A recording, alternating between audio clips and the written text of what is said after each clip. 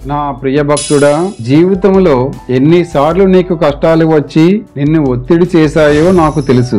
ఆ కష్టాల్లో నీవు ఒంటరిగా ఉన్నావనుకున్నావు. కానీ గుర్తించుకో, నీ కన్నీరు నేలపై పడకముందే నీ వేదన నా హృదయాన్ని తాకుతుంది. నీ మనసులో మాట ఎవరు వినినా వినకపోయినా నేను వింటాను. నీవు పలికిన ప్రతి ఓంకారం నా గుండెల్లో నాదమై ప్రతిధ్వనిస్తుంది. నీవు కుమిలిపోతున్నావనిపించినా నీకు బలమై నిలిచేది నేనే.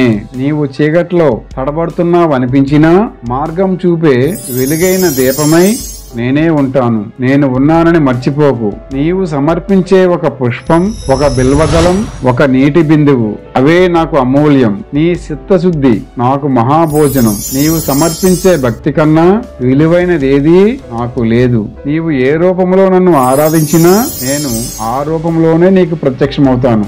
గుర్తుంచుకో, నీవు పడిపోవడం అంతం కాదు, అది ఒక కొత్త ఆరంభం. నీవు ఎదుర్కొనే ప్రతి అడ్డంకి, ప్రతి విపత్తు నిన్ను బలవంతుడిగా తీర్చిదిద్దడానికే వస్తాయి. నీవు ఎక్కడ ఉన్నా, అడవిలోనా గృహములోనా, నా దృష్టి నీ మీదే ఉంటుంది. ఏ కష్టం వచ్చినా, ఏ చీకటి నిన్ను చుట్టినా నేను ఉన్నానని మర్చిపోకు. నా ప్రియ భక్తుడా, నీవు నన్ను మర్చిపోయినా నేను నిన్ను ఎప్పటికీ మర్చిపోను. నీ జీవితంలోని ప్రతి శ్వాసలో, ప్రతి హృదయధ్వనిలో నేను ఉన్నాను. నీ కష్టాలు ఎవరూ అర్థం చేసుకోకపోవచ్చు, కానీ నేను అర్థం చేసుకుంటాను. నీ పాపాలు నీకు భారమై కనిపించవచ్చు, కానీ నా ఆశీర్వాదం నిన్ను పునరుద్ధరిస్తుంది. నేను శివుణ్ణి, శాంతి స్వరూపుణ్ణి, కరుణామూర్తిని. నన్ను నమ్మి నడిచే భక్తుడు ఎప్పుడూ ఒంటరిగా ఉండడు. నీవు నన్ను మర్చిపోయినా నేను నిన్ను ఎప్పటికీ మర్చిపోను.